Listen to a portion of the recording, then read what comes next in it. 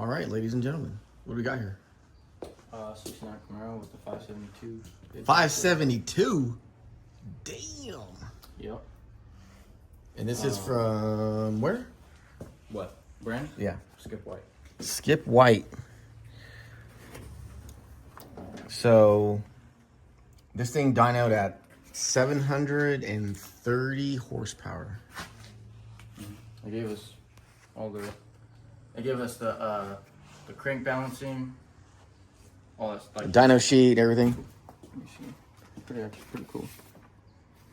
It shows like the first time they spun the crank, what the balance was, and then After when they're the done. final, the bob weight, pretty much everything you need to know. I'm going to say Skip White is much better than Blueprint. You can see. Yeah, that's cool. Shows you everything. Freaking legit, dude. Final spin, initial spin. And the parts list is, I mean, they had total steel rings, Scorpion rockers, ATI damper, Manly connecting rods. Dude, that's freaking super stuff. damper. Comp Dude, comp cam. I mean, makes you want to buy a motor. Yeah, so And just all the good hardware. Yep. So what are we doing today? so we got the fuel injection pretty much laid out. So now I was figuring out how to hook everything up so it all works together. It's our CD box, right? So the CD box, you got the HyperSpark distributor and the coil. So I figured out where I'm mounting this. I'm working on that now, and then I'll put the distributor in, put the coil on, run the wires. I've got already everything planned out. Did you ever put on top dead the motor? Yeah, it's already there. Nice. And then we got to order an adapter for the distributor to the wiring harness. When you do order two for the That's right. other car. Other than that, after that, that's pretty much it. We got to get some ground straps to ground the motor to the frame. Mm-hmm. Like 14 of them. And then, yeah, that's pretty much it. I got to remove the wiper motor so we can put the valve cover on. Yeah, the valve cover hits because it's a standard deck block, but it is a dart. I mean, it's the same. It's a what, 10.2 or 9.8? 9.8. I think it's 9.8, right? 9.8, yeah. The 10.2 is a tall deck. Yeah. So, But the valve covers are tall. they're tall.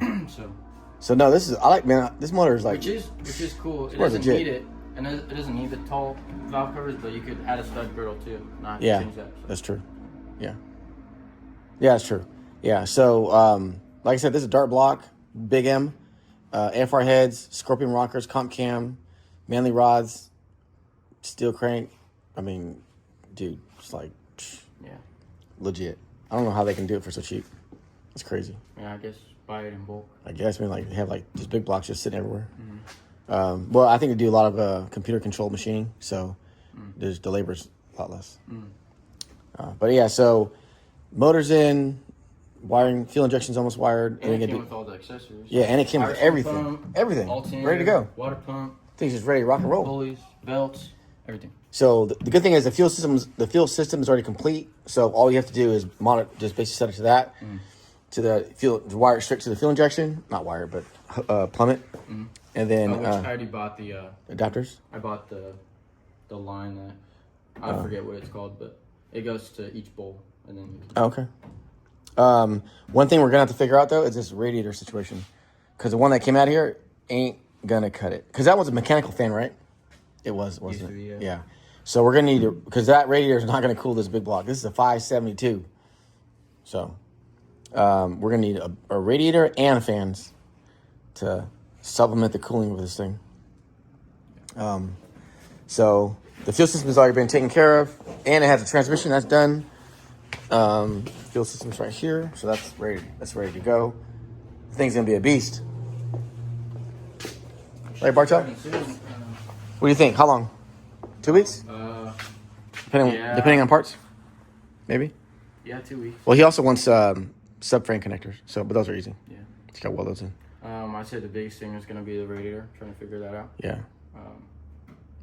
Yeah, because on that we already can't. plan for the fuel injection. So Yeah. kinda, Yeah, that's cool because we the fuel kind system. of knew we were gonna go in that direction. But this is gonna be quite the different. This thing's gonna be so rowdy. Yeah. Well, you also have to modify the header because it hits the floor on the driver's side. Which I had to do the exhaust a little bit anyway. Yeah. Which is So, fine. and the passenger should be because the driver's side is one that hangs low, right? That's the header that always hangs low. Is it? I believe so. Yeah, I believe so. Yeah, that's the one that always hangs low for whatever reason. I'm not sure why, but it always does. Maybe the starter. I don't know. Maybe. I don't know. Who knows?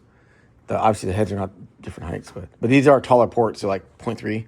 Yeah, 0.3 inches, so it puts everything a little bit closer, which is good for clearance. You just gotta on this car, the exhaust, the headers already hit the floor. So with that 0.3, now it interferes, so we have to modify the actual collector. So, Yeah. but now, so this thing has a 6-speed transmission with the electric power steering, Oh, yeah, which I forgot about that. that's funny. I just thought about that. We don't need that power steering, We don't. so that can come off, which is real nice. Just put a pulley there, or an idler pulley. Yeah. Well, no, just don't use it. Use the alternator to. Oh yeah, I guess that's right because it's just Yeah. on its own belt. Yeah. So the crank, the water pump doesn't require a lot of energy, a lot of torque. The alternator requires more, but that has enough angle on the belt that's going to not be an issue.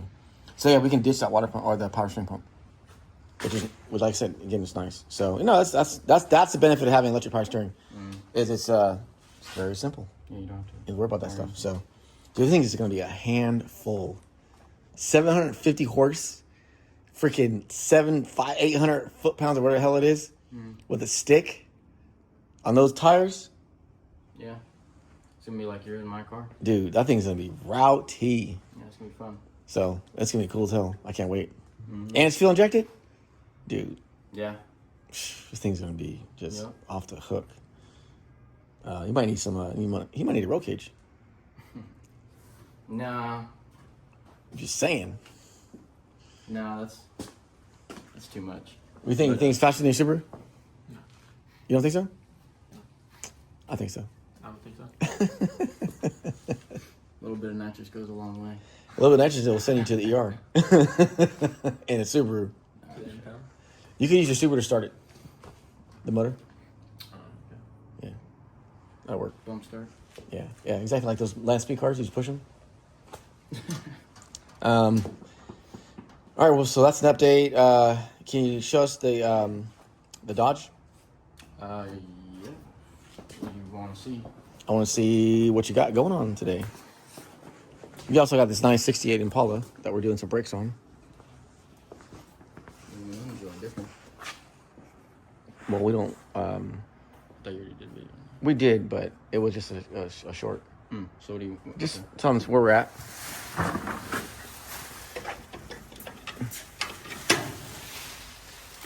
I don't know how many times I put this bag on and off. Well, quite a bit because Pretty long. it's all ripped up now. But so this is a Dodge 440. This is something Andrew built freaking 6 months ago. It seems like. Everything is ready, with exception to the carburetor tuning, and I need to get another fitting because it leaks. I think it's one of those Summit ones. Oh, okay. With the O-ring. We need the thing for safety. Yeah. So the plan for this car is to we had an issue with the Coolant. so I didn't know. I mean, I kind of knew this because I saw it on Roadkill. Well, on Dodges, I guess the 440s, the stud for the header actually goes into the water port. So we had a leak where starting it, there was like steam coming out of looked like it was a spark plug. Well, for those of you who don't know, 440s, which I didn't know, that first stud goes into the water jacket. So I'm like, what the hell? Yeah, so I had to take the header off, put sealant on the bolt and around the threads on the inside just to make sure that it doesn't leak. And then I had to put a new gasket on it because the gasket we had before was soaked with coolant. So when I pulled the header off, it ripped it apart. Yeah. So. Of course, right? And then there were some other like little leaks that I had to fix. So the plan for this vehicle is tune the carburetor, time the motor, we need to get a oil pressure sending unit for that port. I'm sure there's a deal back there. Did you ever find that water sent the coolant temperature sensor? I didn't find the sensor, but I don't know. I don't know where it's Dude, there's so much stuff on this motor. It's like they did way too much. It's just all compact in here. I don't know. I'd have to look at that picture. I don't know where it's at off the top of my head. All right, so we'll have to figure Around it out. that area somewhere. I thought it was down here. Anyways, we'll figure it out. Yeah. So that needs to be figured out because we can't drive it without a temperature sensor. Yeah. So we need the oil pressure, temperature sensor, and then we can drive it, and then we can basically just bless it, and then send it on its way. Get it out. Have it the customer come pick it up, and then let's go look at the motor in the garage. Okay. All right. So now we're in the shop or the garage. And we did some rearranging so we can work on our on low T. Yeah. So we have not been working on that because we're busy doing all these other projects. We have a lift coming in on it's already here now, but it's going to be on this right hand side. So the Chevelle is going to be on top, the Corvette's going to be on the bottom, and I need to get my car going. The weather's going to be changing here pretty soon, so we got everything changed around. We got our tube bender set up and our workspace set up over here. We got the toolboxes. We got metrology. We got hand tools. We have like fabrication tools in that last toolbox over there. We got the plasma cutter over here. And I made the stand, this tube bending stand out of an engine stand. So it has all the dies and everything basically all contained. So it's one contained unit. So we can work on the roll cage. Yes, we can build the roll cage. So what we're going to do is low T is going to be rolled. We're going to roll it in here, and then we'll build a cage for measurements, and we'll bring it for measurements or whatever, or making sure that it's level. The chassis before we actually weld the cage in place. We can actually weld it in here, and then but we don't have to build the tubes in here. We can move it out. So we also did, like I said, we clean everything up, make everything more user friendly. So everything on this side is all fab. That side's like working on the car. What else did we do? I think that's about it. Really, right? Add some extra lights. So this motor here, this is a Blueprint Engines 496. It's their Power Adder edition. So we decided to slap a big ass F1X blower on it. And the blower is so big that basically we had to modify the valve cover just to clear the blower. So this thing is going to be making, so it was rated at 530 horsepower. Is that what it said? Something like that. So it's lower compression. It's like 9.2 to 1, I believe. It is set up for, a power adder. The ring gaps, the rods are H-beams, and it has a steel crankshaft with forged pistons. So forged? Steel forged, yeah. Oh, yeah. So this one's going to be a beast.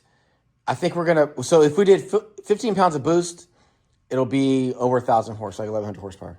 So I think we'll set it for about 15 pounds, and it'll probably make about 1,100 and some change. This is the Terminator X throttle body from Holley. It's an 8-injector version, good for 1,200 horsepower on gasoline. I think we could push it a little further if we did one of those PWM fuel pumps, the pulse width modulated. That's pretty good for a TBI. Yes, it's pretty good. Yeah. So it's legit. So this is the whole deal. So Andrew has the flywheel here, and the clutch. It's a twin disc version, and we have a quick time bell housing that's going to go together with it. The flywheel's right here. See this bolts for everything. Monster. Look, okay, check this out. Put your hand next to the blower. I'm gonna get a can. Dude, yeah, or get a soda can. Put a can up to it. What about it? Give me one of those rattle cans up there. So this is a regular spray can. You can kind of see scale-wise, the thing's a monster. It's huge. Big. Yeah. The thing's gonna be huge. Huffing, boy. Yeah. It's pretty cool. So yeah, those are the projects that we're working on. We have a bunch of other projects that are on deck that we're just kind of waiting. I did finally get some organization together for some bolts and nuts and stuff, so we have to kind of still perfect, but now we won't be looking for all the hardware. So yeah, so this is gonna go in a 71 Chevelle, and it's all the works. Ford 9-inch. He wants big disc brakes, you know, the whole deal. You know, nice firewall, rewire, fuel injection, and just all the smoke. So it's gonna be a pretty good build. Mm-hmm. What's this for? That is for that's the return. So that goes into the returns from the heater core. Sorry. Yeah. To the bottom of the radiator. Yeah, it goes from the bottom of the radiator. Well, no. I believe it goes from the heater core and it goes, well, I'm not sure actually. Yeah, because anything that comes out hot goes from here or here to the actual heater. I'm not sure. It could just go, basically that could be the inlet. But I'm not exact. I don't know the answer to that question. I'd have to think about it for a minute. But yeah, so but the AC compressor will be here tomorrow or today, later today. And then we can start mocking everything up as far as all the belts. And then, yeah, so that's what we got going on. Got any other inputs, guys? That's about it. That's about it. Yeah. Oh, we got the LS too that we're building for Jose. Don't forget about that. Not really waiting on any parts for that, but we just gotta... Just time. It'd be nice to get some things out of the way so that I can work on that. Because we have parts for everything, just, you know. So once this is kind of tucked off at a good, stopping point, then I can bring that in and finish that up. Mm-hmm.